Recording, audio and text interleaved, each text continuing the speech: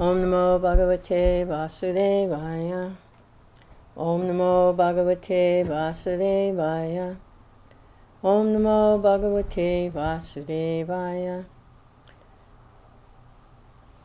Continue reading from Srimad Bhagavatam,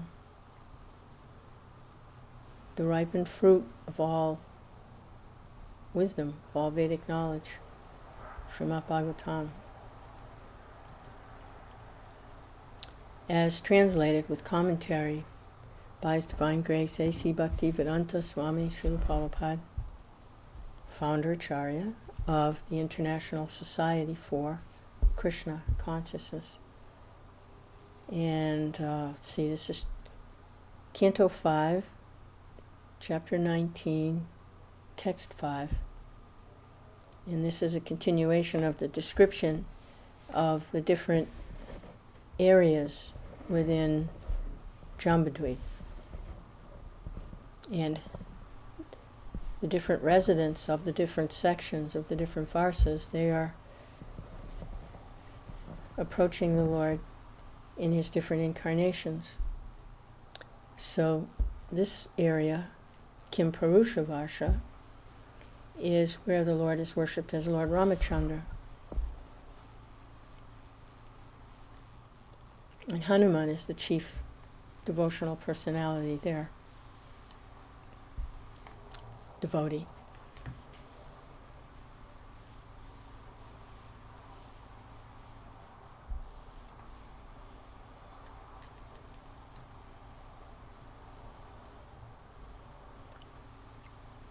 So this is text 5, and this is Hanuman speaking. It was ordained that Ravana, chief of the Rakshasas, could not be killed by anyone but a man, and for this reason Lord Ramachandra, the Supreme Personality of Godhead, appeared in the form of a human being. Lord Ramachandra's mission, however, was not only to kill Ravan, but also to teach mortal beings that material happiness centered around sex life or centered around one's wife is the cause of many miseries. He is the self-effulgent Supreme Personality of Godhead, and nothing is lamentable for Him. Therefore, why else could He be subjected to the tribulations by the kidnapping of Mother Sita?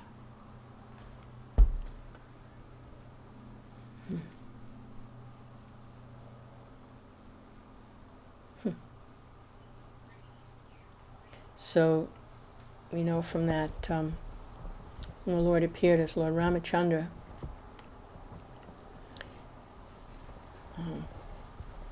the goddess of fortune also appeared with him as his consort, Sita Devi. And there was so much distress caused by his attachment to Sita Devi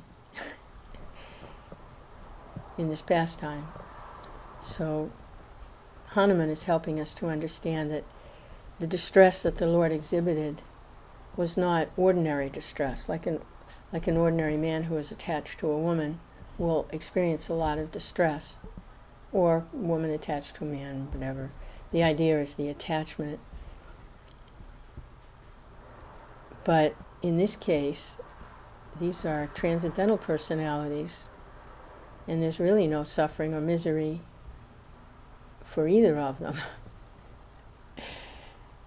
But they were exhibiting these pastimes, and Hanuman explains that this is for the benefit of the living entities who are entangled in the material energy, to understand the miseries involved with these kinds of attachments, and that to take shelter of the Lord is relieves one of all of this distress.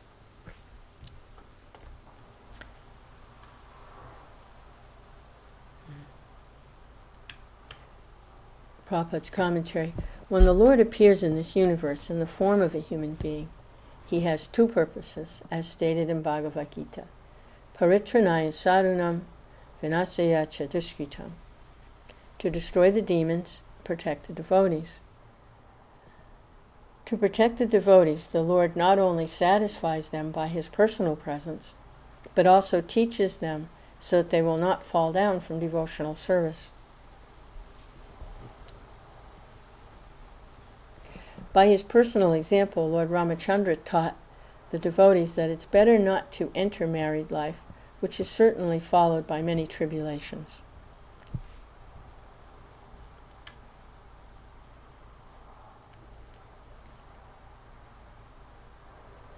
Kripanas, those who are not advanced in spiritual knowledge and who are therefore just the opposite of Brahmins, generally take to family life, which is a concession for sex.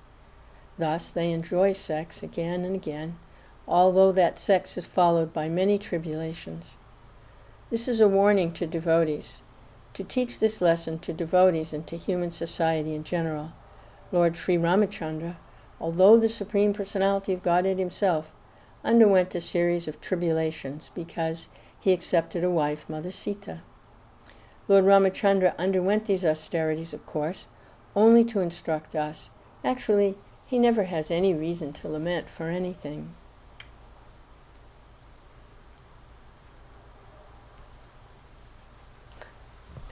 Another aspect of the Lord's instructions is that one who accepts a wife must be a faithful husband and give her full protection. Human society is divided into two classes of men, those who strictly follow religious principles and those who are devotees. By his personal example, Lord Ramachandra wanted to instruct both of them how to fully adopt the discipline of the religious system and how to be a beloved and dutiful husband. Otherwise, he had no reason to undergo apparent tribulations. One who strictly follows religious principles must not neglect to provide all facilities for the complete protection of his wife. And there may be some suffering because of this, but one must nevertheless endure it. That's the duty of a faithful husband. By his personal example, Lord Ramachandra demonstrated this duty. Lord Ramachandra could have produced hundreds and thousands of Sitas from his pleasure energy, but just to show the duty of a faithful husband, he not only rescued Sita from the hands of Ravan, but also killed Ravan and all the family members of Ravan. Another aspect of the teachings of Lord Ramachandra is that although Lord Vishnu, the Supreme Personality of Godhead, and his devotees may apparently suffer from material tribulations, they have nothing to do with such tribulations. They are mukta purushas, liberated persons under all circumstances. It is therefore said in Chaitanya Bhagavat,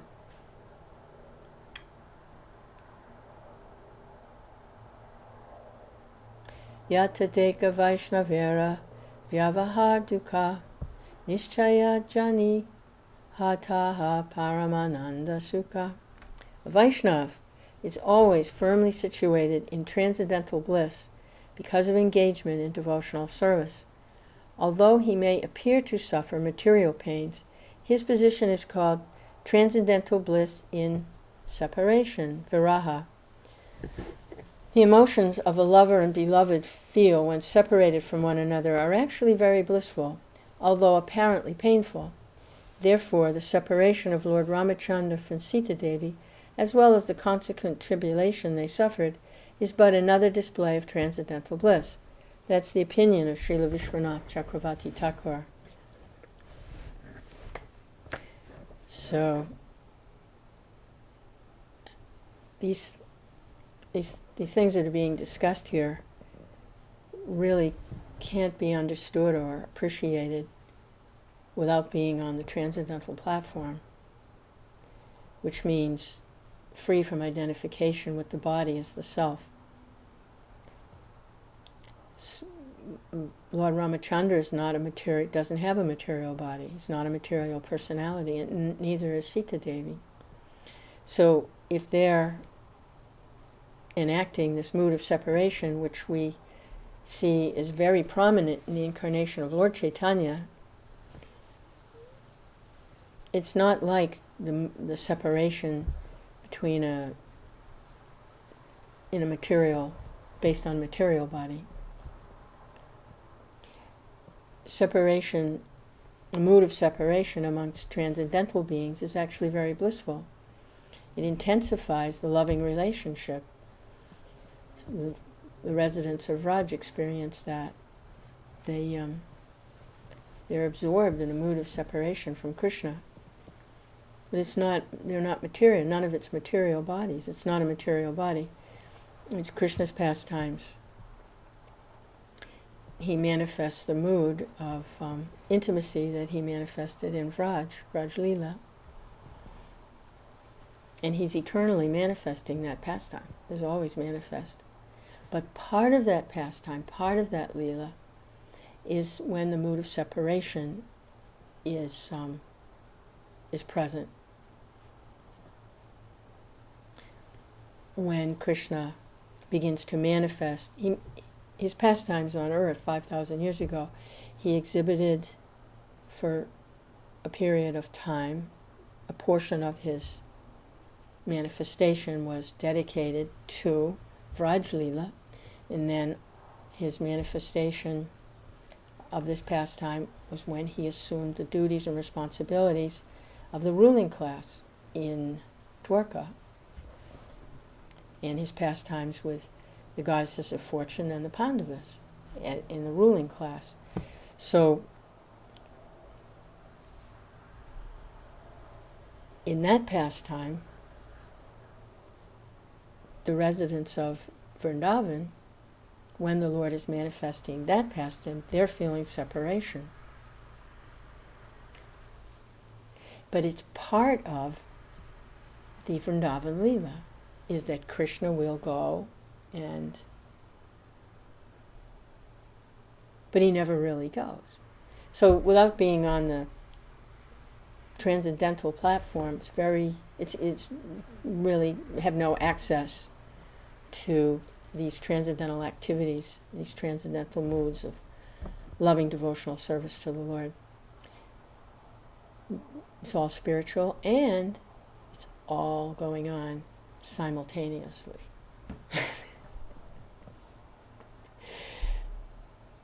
Which very famously hear that the Goswamis are running madly and wildly asking, where is Krishna? Where is Krishna? Where can I find Krishna? So Krishna, all his pastimes are manifest simultaneously. An example is a way to try to understand how that is because all the pastimes are eternal and they're unlimited, so they're all going on simultaneously. And Prabhupada says, like a gingerbread cookie, a ginger snap cookie. Wherever you bite into, or ginger man, they make these cookies like ginger snap, it's by the shape of a man. And wherever you bite into the cookie, it's all the same. It's Krishna. And the access is through devotional service, which comes through the devotees. So this is the devotional energy of the Lord. But maybe a way to illustrate is with the sunshine. And the sun is present always, but according to the angle of vision of where a person is on the earth planet, sometimes the sun's not visible at all. If the sun is illuminating the other half of the planet, then the planet that's not getting the sunlight is in darkness, but it's not that there's no sun, no sunshine. And in the sections where the sun is illuminating, someplace, in other words, it's always 8 o'clock in the morning somewhere, and it's always 8 o'clock at night somewhere, and it's always noon somewhere. It's just the angle of vision for the appearance of the sun. So it's said that the Lord, He's eternally present. And even within this material creation, the pastimes are in the spiritual sky, they're going on all the time, unlimitedly, simultaneously, eternally.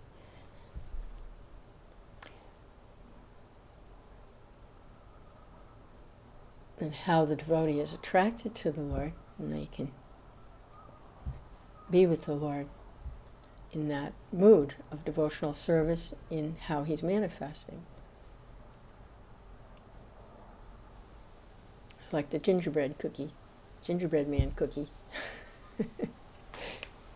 It's all Krishna. Just where you bite in, where do you taste? What's your taste in relationship to Krishna? And Krishna is fulfilling all desires of everyone, not just the devotees, but non-devotees also, because that's Krishna's nature. And everyone's part of Krishna. So when the desire becomes purified, then Krishna can reveal more of Himself to the devotee as they become more purified.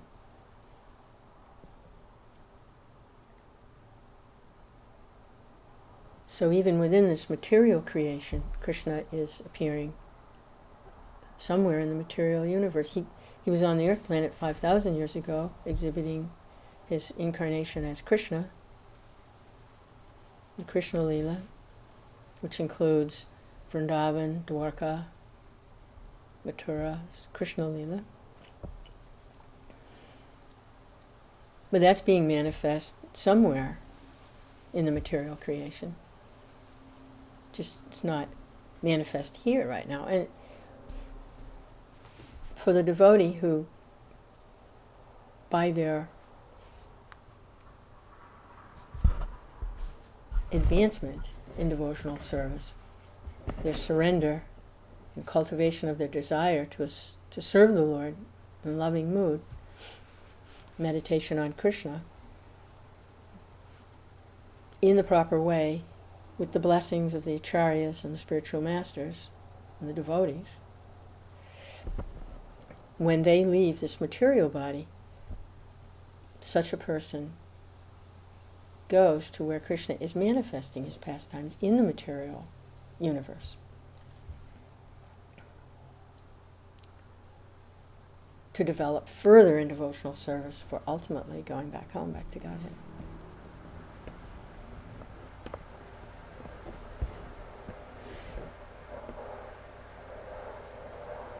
So, hearing about Krishna is a way to prepare for the journey, just like I'm thinking of visiting a nice devotee who lives quite a ways here from here, and I've never been to where they live, but they're inviting me to come, and we could have some association, some devotee association, and enliven each other and on the path back home, back to Godhead. Hearing and chanting together, serving together, revealing our minds, taking prasadam together. These different activities that devotees do in association to help each other remember Krishna, become more Krishna conscious, because Krishna is in everyone's heart. And in the hearts of those who are desiring Krishna, when they associate, it's very enlivening. We can learn something from everyone, even those who are completely oblivious to anything. We can learn something from a duck or a turtle or a frog. Krishna is within the heart. We can learn something from the noisy dog next door. I mean, we can learn something from everyone. But when we have the association of those who are desiring Krishna and are sincerely cultivating their Krishna consciousness, we have that association, and it's very enlivening. It's very enlivening. So the devotee is telling me where they live and what it's like, and like this. So then, I develop some attraction to go there and visit. So Krishna is giving us information about what he's like, what his home is like. So we'll go there, want to go there. Not just to visit though. When we go there, we're not going to go there just to visit. That we will go there, we'll move there. People sometimes they work their whole life a certain way, the job, and they've got the house, but now all the kids are grown and they're retired and they don't need the big house. So they look around. Where could I relocate that would be suitable for me to live in this stage of my life? Where could I relocate? Maybe a warm climate, a smaller place, a suitable community. So according to their desires, they're looking for somewhere that would be good. So Krishna's like that. He's telling us what he's like, what his transcendental abode is like, what his pastimes are, what goes on there. And when we hear,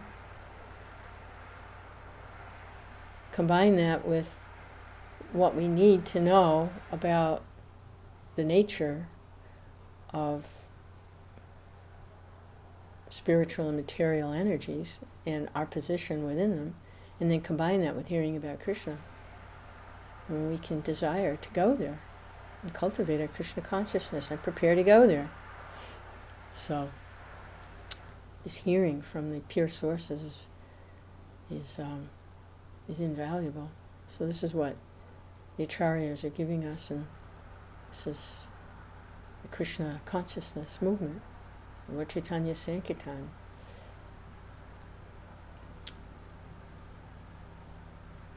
So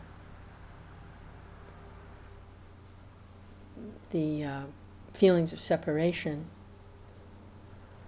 that Lord Ramachandra and Sita were having, and their tribulations, they were on the transcendental platform. It's not ordinary. But by exhibiting them, when these things are reflected through the material platform, they're actually sources of misery. They're not at all bliss. They're sources of misery. Sometimes people, they kill themselves. It's so painful. It's intolerable. They destroy themselves. They destroy their body. Or they develop some horrible addiction which distracts their mind, and maybe some alcohol or drug or something that destroys their mind, their thinking, numbs their emotions because it's so painful. But on the transcendental platform, it's a whole different thing. So the pivot point is what the person is attracted to.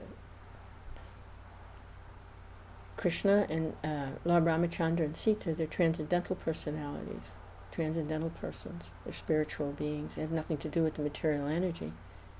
So their attraction for each other in the mood of separation is simply blissful.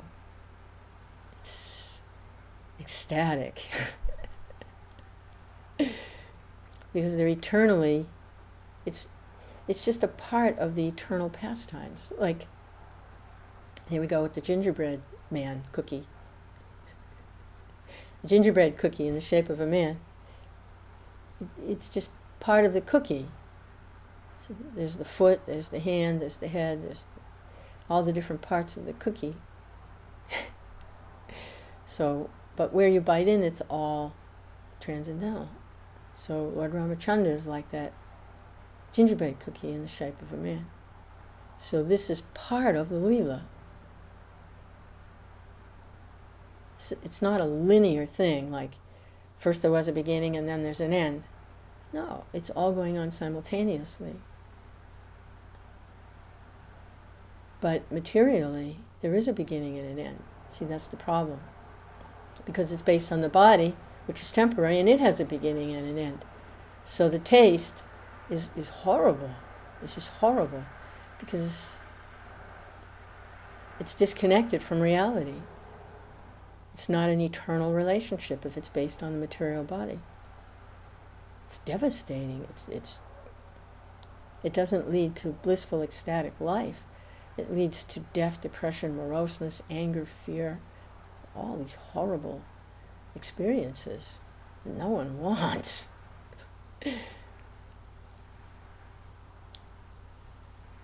So, by the Lord exhibiting on the transcendental platform these things, which are relishable on the transcendental platform, persons who are attached on the material platform can get some relief by understanding how what they're going through is simply a perverted reflection. And they can become very joyful in hearing about the pastimes of Lord Ramachandra and Sita Devi.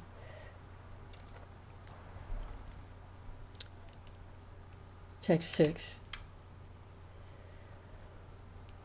Since, this is Hanuman speaking, since Lord Sri Ramachandra is the Supreme Personality of Godhead Vāsadeva, he is not attached to anything in this material world. He is the most beloved supersoul of all self-realized souls. And he is their very intimate friend. He's full of all opulences. Therefore, he could not possibly have suffered because of separation from his wife, nor could he have given up his wife and Lakshman, his younger brother.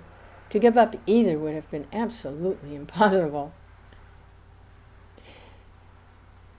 Yeah, they're pastimes, and it all goes on simultaneously. Lord Ram is never separated from Sita, ever. They're eternally, she's a manifestation of his devotional energy. And so is Lakshman. Sita is an expansion of Radharani, and Lakshman is an expansion of Baladev. And they appear with Lord Ramachandra to enact out these pastimes. They're playing. It's a play. They're enjoying, like anything. Krishna's a supreme enjoyer. He's enjoying. When the conditioned souls try to imitate, they're not enjoying, they're suffering. That's the difference. They're playing. It's fun. Oh, where is Sita? Where is Sita? He's never separated from Sita. He's always with Sita. They're playing, like children play. If you watch children play, they can get quite worked up in their play. But they're just playing. The Lord is very playful. But it doesn't seem, and that was one of the things that bewildered Lord Brahma when he saw Krishna as a cowherd boy playing as a cowherd boy with other cowherd boys. It was bewildering to him. He had a very difficult time accepting that Krishna was playing and enjoying playing with his associates in this pastime of Krishna and the cowherd boys. He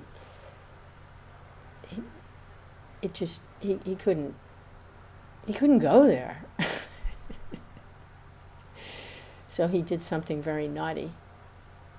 He stole away the cowherd boys and the cows just to see what would happen. And then Krishna expanded himself into cows and cowherd boys all over again. But now they were his personal expansions, Vishnu expansions. They weren't devotional expansions, they were actual Vishnu expansions, Vishnu Tattva expansions, acting as his associates and devotees. And that was it for Lord Brahma. He's like, oh my God. Oh, what did I do? Oh. And but Lord Krishna didn't take it very seriously. He understood that it was hard for Lord Brahma to appreciate the Lord's playful nature and how he plays, even though he's the most powerful being, more powerful than any other being, and all other beings are his creations and his expansions. Even Lord Brahma.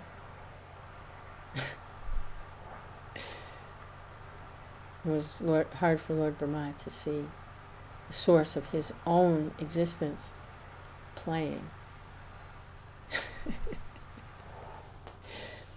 But he got it. Lord Krishna gave him the mercy. So there's no suffering. Krishna never suffers. Why is there's no suffering for Krishna? He only acts, he's playing like he's suffering.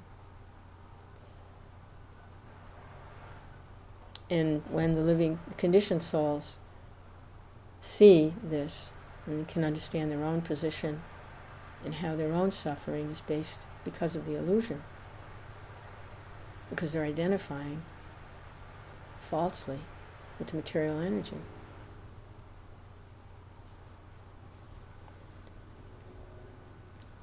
They're taking the material energy to be the self, which is a serious mistake.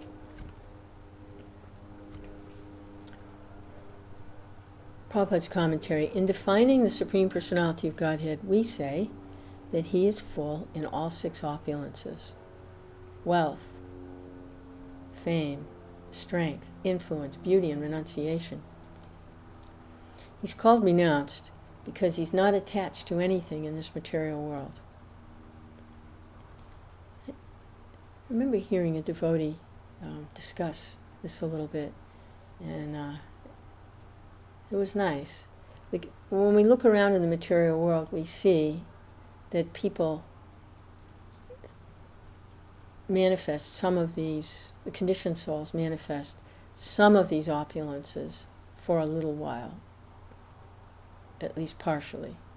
Like, someone can be very, very wealthy, at least for a little while. Someone else can be very, very famous, at least for a time. Someone else, this is material personalities, can exhibit a great amount of strength for a little while. Someone can be extremely beautiful, absolutely gorgeous, handsome, whatever, at least for a little while. And the same with renunciation. But no one has all these opulences in full without end. And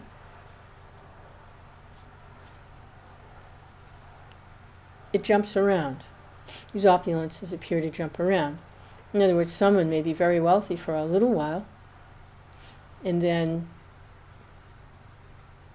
either they lose their wealth or they pass away, they leave the body, and then someone else has the wealth for a little while. Or someone in one country may be very, very wealthy for a little while and extremely influential, and may even have, fame and strength and influence and beauty, may even have all six opulences to a very great extent for some time. And then someone else in another part of the world may show this. So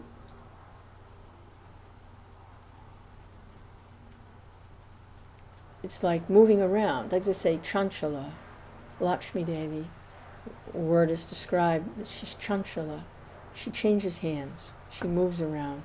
In the material situation, the expansion of Lakshmi Devi in the form of money or wealth or whatever, she's very fleeting. She goes from one to another. So the opulences themselves are always there. And in Krishna they find their absolute nature. So the illusion is even made more great, because at any time in the world you can see a materialistic personality exhibiting at least some of these opulences. So they appear to give some permanence in the material world, because the opulence itself is always being manifest, just not through the same conditioned soul. So it makes the illusion even more strong. Like, wealth is always there, just not in the same hands. But the conditioned soul doesn't necessarily realize that, thinking they can actually hold on to wealth indefinitely. It's kind of an illusion. Like, Maharaj Yudhisthira, I believe it was a conversation with Yamaraj, the superintendent of,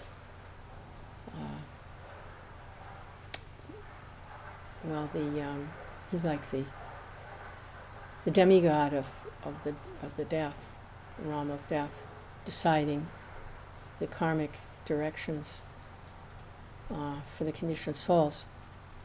I believe Yudhisthira is the son of Dharmaraj, his father, demigod. Anyway, it's a conversation between Yamaraj and Yudhisthira, and he was asked, what is the most amazing thing to you? What's the most amazing thing? And Yudhisthira replied, that everyone sees around them that other people are dying, but they don't think that it will happen to them. They don't consider that that's going to happen to them. Everyone around them and their relatives, and they all die. But they don't think that it's going to happen to them. That's the most amazing thing. So, like with these opulences,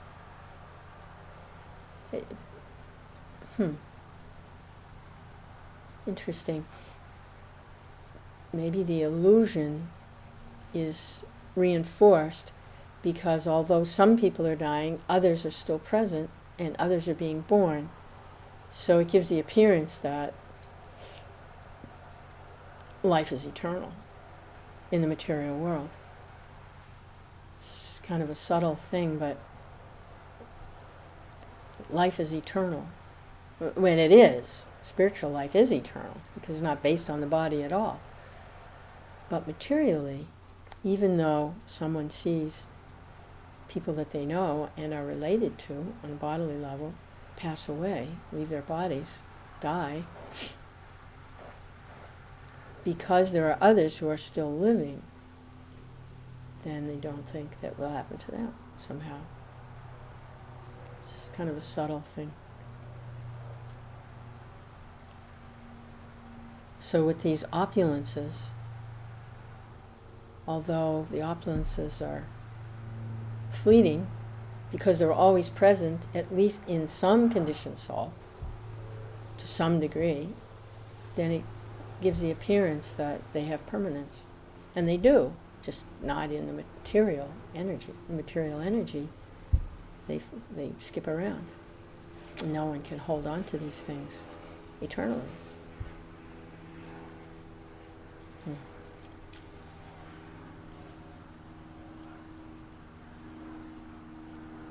It's an illusion. No substance. Reflection. Okay.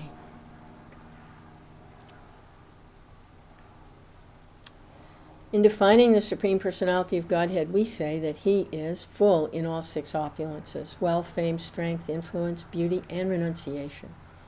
He's called renounced because He's not attached to anything in the material world. He's specifically attached to the spiritual world and the living entities there. The affairs of the material world take place under the superintendence of Durga Devi. Everything is going on under the strict rules and regulations of the material energy, represented by Durga. Therefore, the Lord is completely detached and need not give attention to the material world. Sita Devi belongs to the spiritual world. Similarly, Lord Lakshman, Ramachandra's younger brother, is a manifestation of Shankarshan, and Lord Ramachandra himself is Vāsadeva, Supreme Personality of Godhead. Since the Lord is always spiritually qualified, He is attached to servants who always render transcendental loving service unto Him. He's attached to the truth in life, not to Brahminical qualities. Indeed, He's never attached to any material qualities. Although he's the supersoul of all living entities, he is specifically manifest to those who are self-realized. He's especially dear to the hearts of his transcendental devotees. Because Lord Ramachandra descended to teach human society how dutiful a king should be, he apparently gave up the company of Mother Sita and Lakshman. Factually, however, he cannot have given them up. One should therefore learn about the activities of Lord Ramachandra from a self-realized soul. Then one can understand the transcendental activities of the Lord. Jai Srila Prabhupada. He's attached to the truth in life, not to Brahminical qualities. The tendency is to try to make some procedure that we think will attract the Lord by the procedure. But it's not actually a mechanical thing or a procedural thing. Nothing with any material qualities to it, no matter how paka, is going to gain entrance to the devotional platform. Although the Brahmins are very dear to the Lord. Why are the Brahmins dear to the Lord? Because they perform a very important function in human society for the elevation of the entire human society.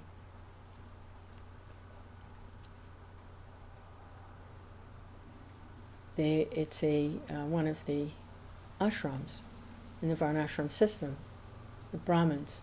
They're said to be the head of society. So in a managerial way, they're very, very significant. And the leaders, the Kshatriyas, they are expected to take guidance from the Brahmins.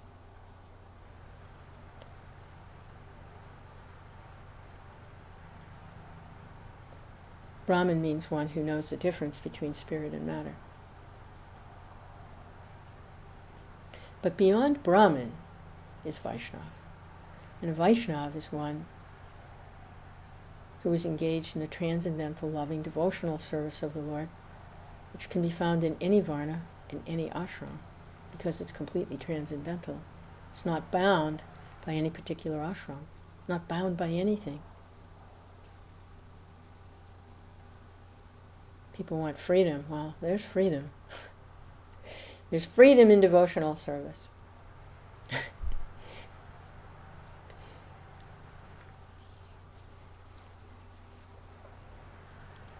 says that the Lord is specifically manifest to those who are self-realized, and he's especially dear to the hearts of his transcendental devotees.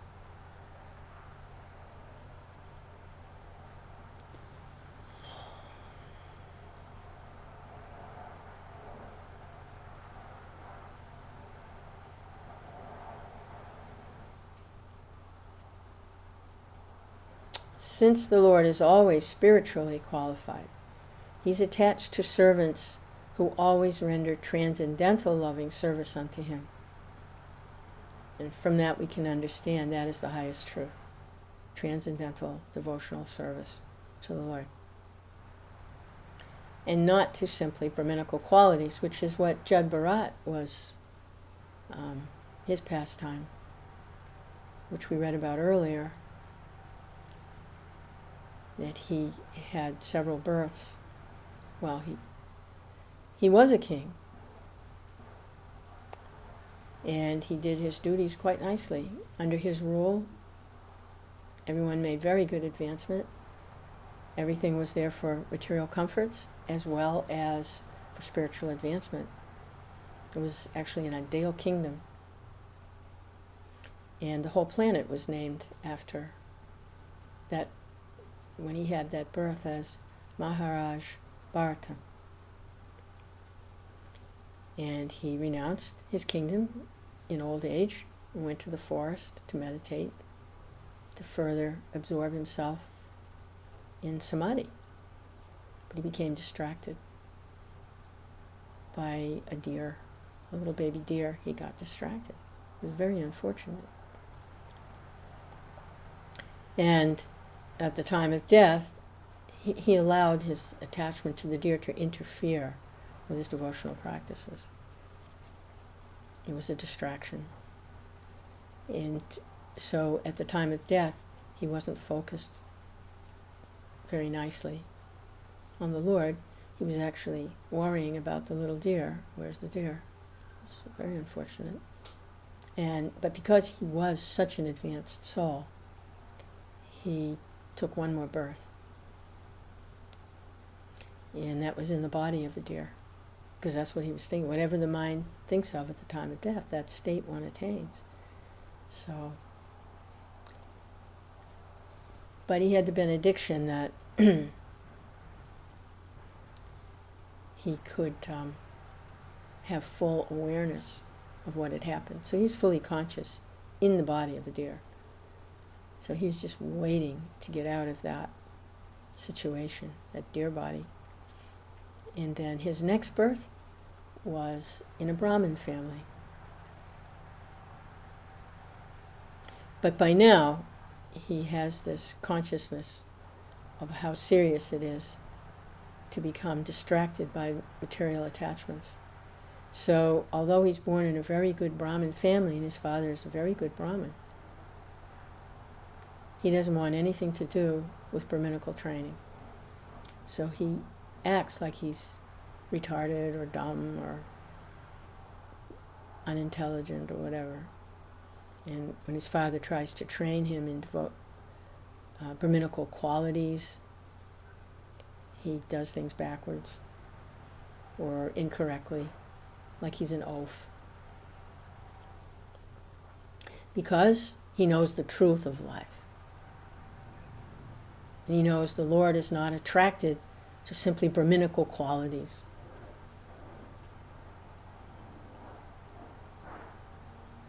So he behaves in a way that defies any material standards. He acted like he was deaf and dumb, just wandering, accepting whatever came as food. People laughed at him and even tortured him. They even tried to kill him as a human sacrifice. I mean, he just depended on Krishna. Because he knows Krishna is only attracted to devotional service. Devotional service is not dependent on any material qualities.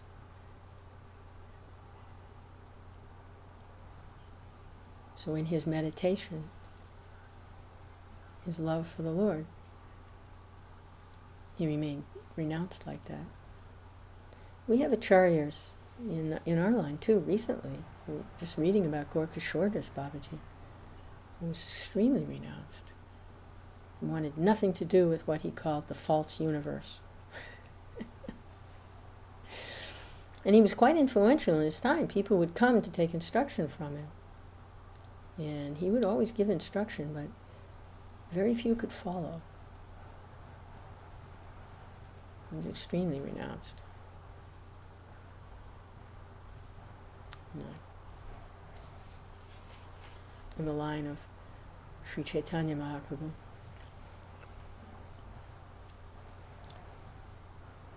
So the Lord is attached to the truth in life, not to any material qualities, not even Brahminical qualities.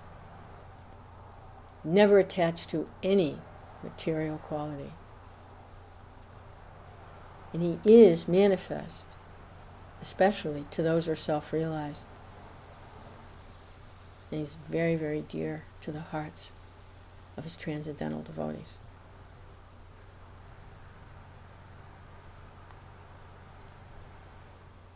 So, I want to text 7. One cannot establish, this is Hanuman speaking, Krishna, one cannot establish a friendship with the Supreme Lord Ramachandra on the basis of material qualities, such as one's birth in an aristocratic family, or one's personal beauty, one's eloquence, sharp intelligence, superior race or nation. None of these qualifications is actually a prerequisite for friendship with Lord Sri Ramchandra. Otherwise, how is it possible that although we, uncivilized inhabitants of the forest, have not taken noble births, although we have no physical beauty, and we cannot speak like gentlemen, Lord Ramachandra has nevertheless accepted us as friends? Hanuman is monkey. These are, of course, they're not ordinary monkeys, but monkey species. Well, we can say that Lord Ramachandra was pleased with Hanuman because of his devotional service. He entered into the pastimes of the Lord, the transcendental platform, to help the Lord get Sita back. To kill Ravana, set the city of Ravana aflames. But Hanuman is also eternal associate of the Lord. He's also part of the performance, the play. He appears in that form as Hanuman. And this is also instructive. You see, it's all instruction. Sita and Ram, their so-called separation and anxieties and all, it's actually blissful on the transcendental platform. And also Hanuman is showing, look, I have no qualifications. Look at me. Am I beautiful? I look like a monkey. Do I have an education? I can't even speak nicely. I live in the forest. I'm an uncivilized being. I haven't taken some noble birth. I'm a monkey.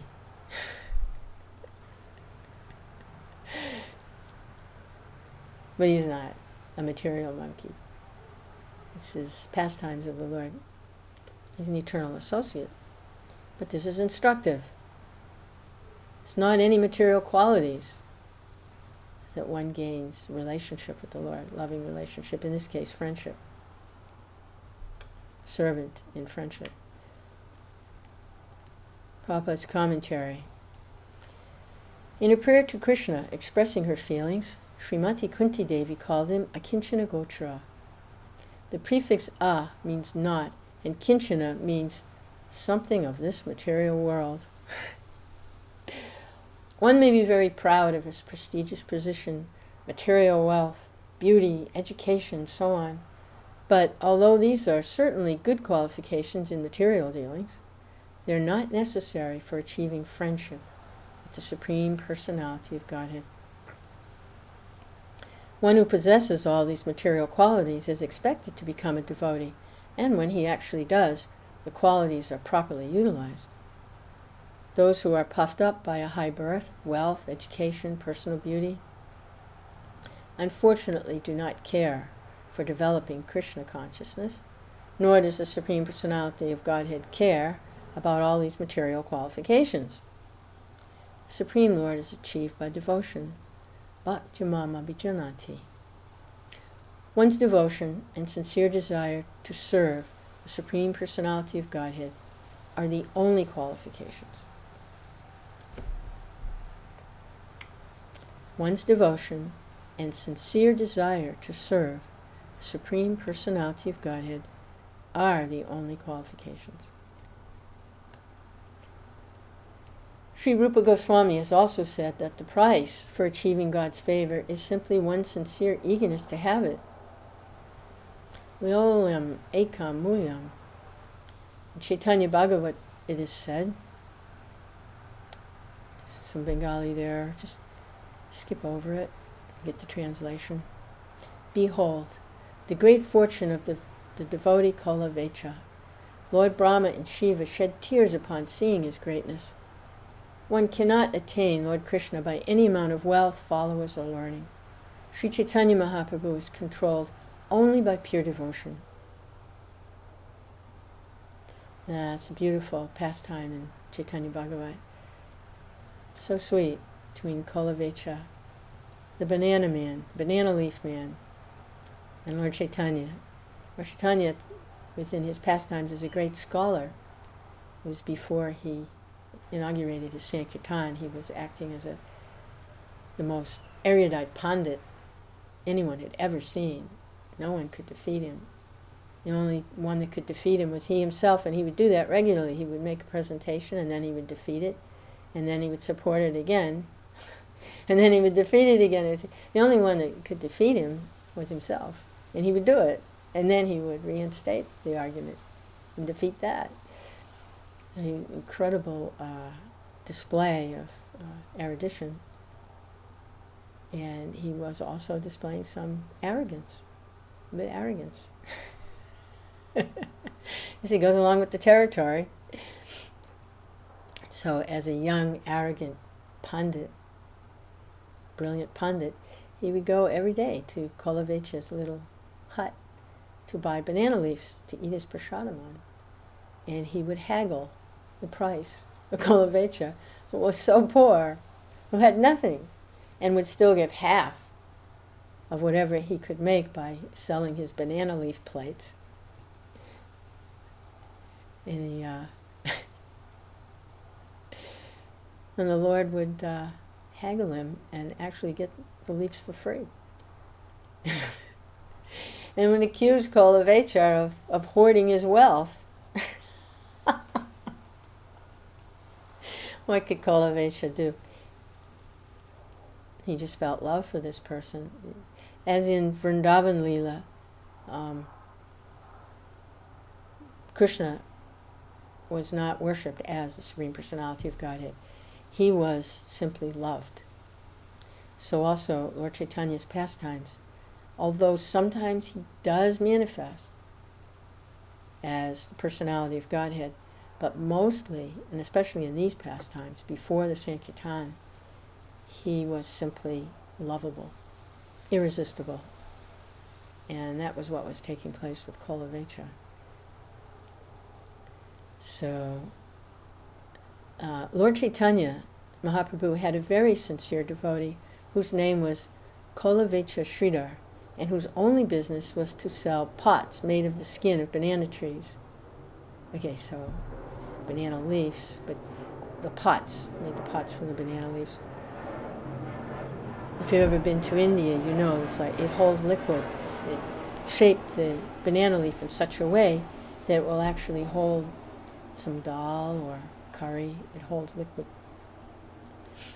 Whatever income he had, he used 50% for the worship of Mother Ganges, and the other 50% he provided for his necessities.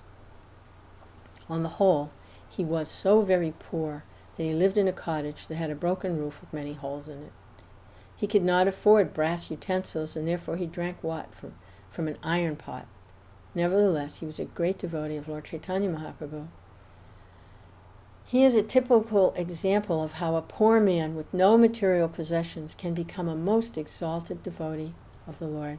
The conclusion is that one cannot attain shelter at the lotus feet of Lord Krishna or Sri Chaitanya Goswami through material opulence. That shelter is attainable only by pure devotional service.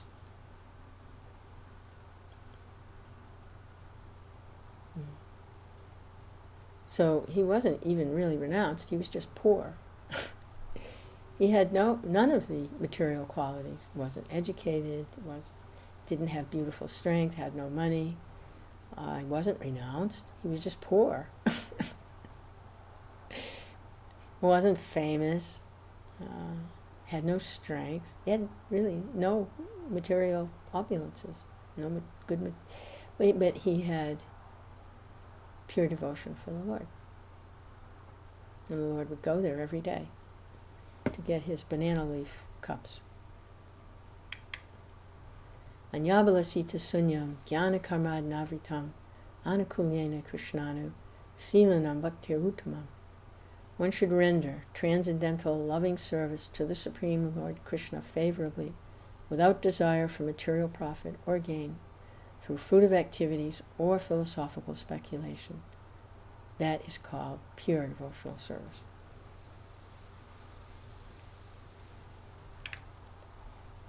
Jai.